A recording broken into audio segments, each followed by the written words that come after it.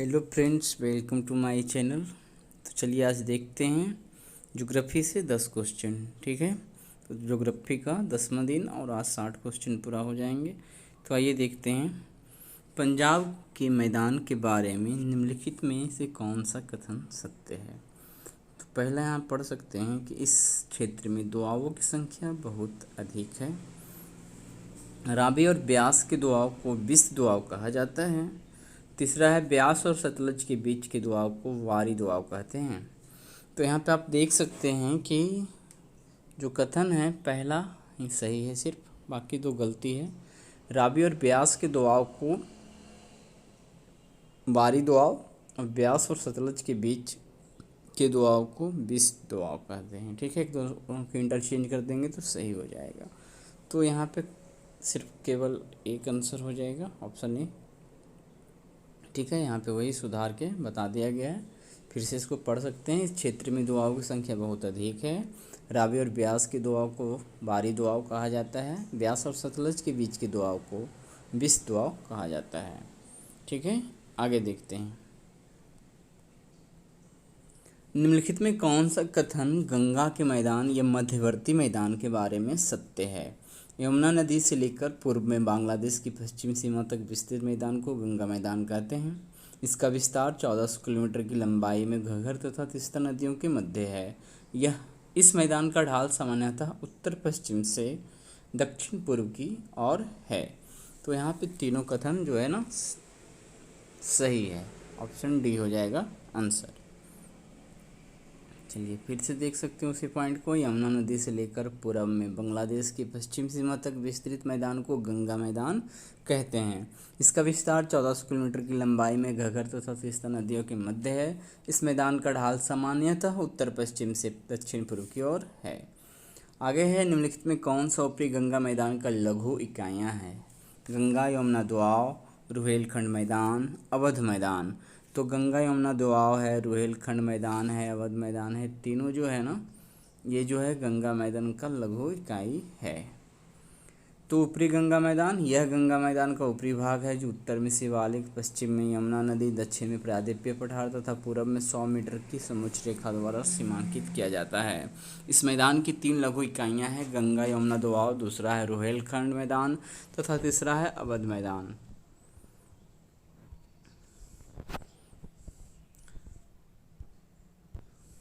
ब्रह्मपुत्र के मैदान के बारे में कौन सा कथन सत्य है।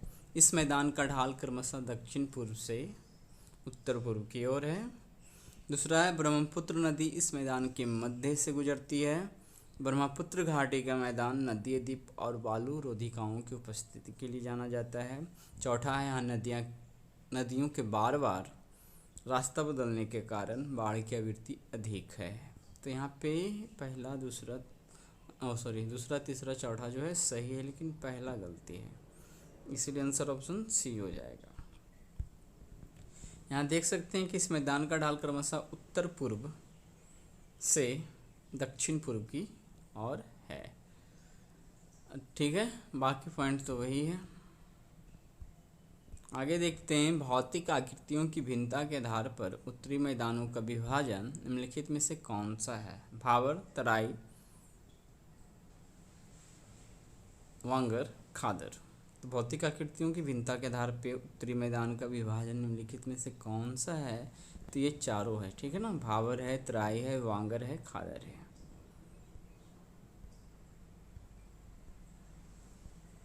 आगे देखते हैं।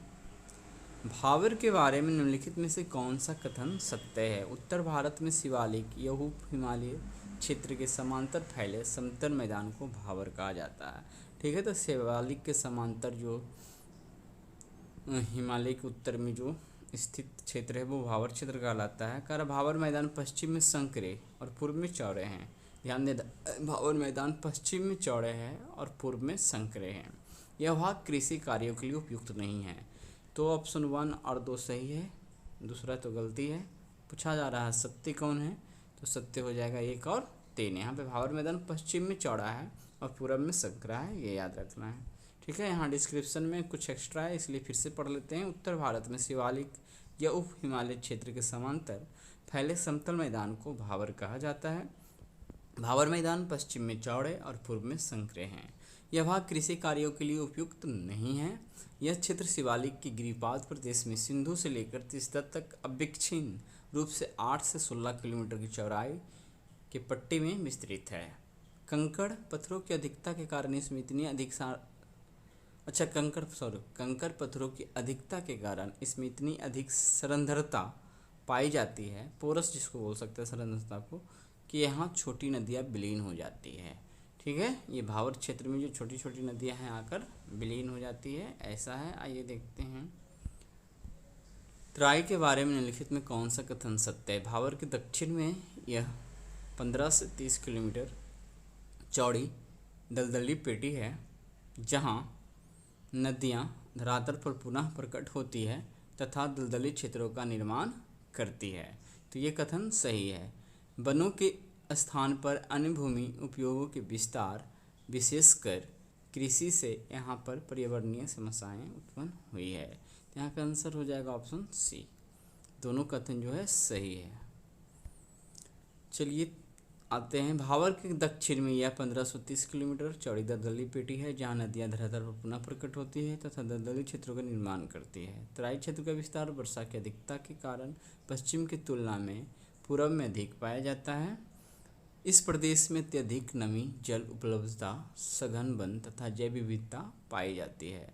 वनों के स्थान पर अन्य भूमि उपयोग के विस्तार, विशेषकर कृषि से यहाँ पर्यावरणीय समस्याएं उत्पन्न हुई है। तो भावर के दक्षिण में, ठीक है, भावर जब खत्म होता है तो उसके दक्षिण में वही नदी जो विलीन हुआ था भावर से वापस निकलता है और भूमि को दलदली रूप में बदल देता है और उसी को लॉलैंड या फिर तराई कहते हैं। आगे देखते हैं, निम्नलिखित में कौन सा कथन असत्य है।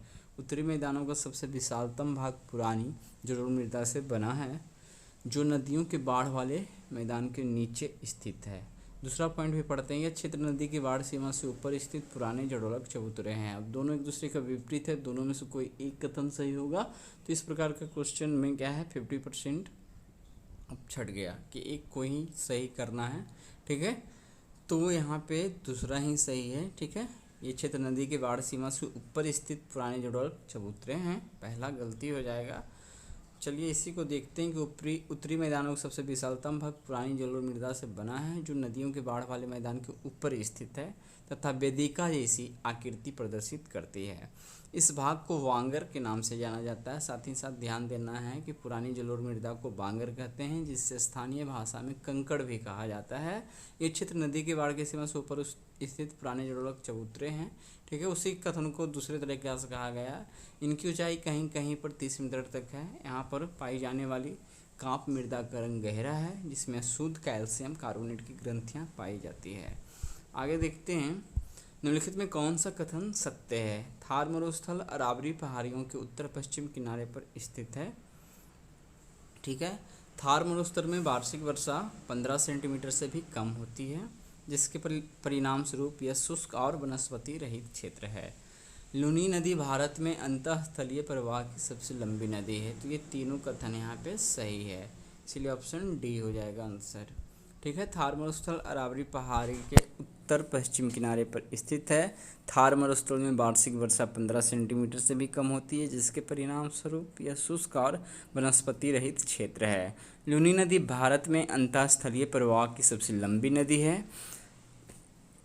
सरस्वती, बूंदी, सुकरी तथा जवाई इसकी सहायक नदियां हैं लूनी नदी की। ठीक है, आगे देखते हैं, थार मरुस्थल के बारे में कौन सा कथन सत्य है। मेसोजोइक काल में यह क्षेत्र समुद्र का हिस्सा था। उदयपुर में बरखान के समूह देखे जाते हैं। तो मेसोजोइक काल में यह क्षेत्र समुद्र का हिस्सा था, थार मरुस्थल। ठीक है, बट देखना है कि उदयपुर में बरखान के समूह देखे जाते हैं।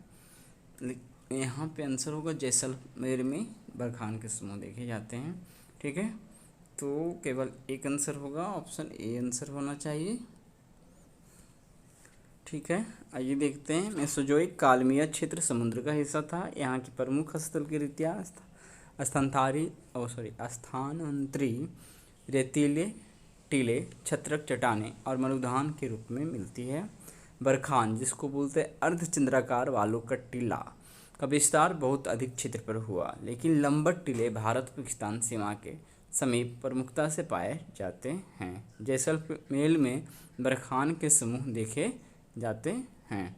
इस प्रकार से हमने आज 10 क्वेश्चन देख लिया ज्योग्राफी का। तो मिलते हैं अगले दिन अगले सब्जेक्ट के साथ। तब तक हमारे चैनल पे बने रहें, वीडियो को देखते रहें, लाइक शेयर कमेंट करते रहें। धन्यवाद।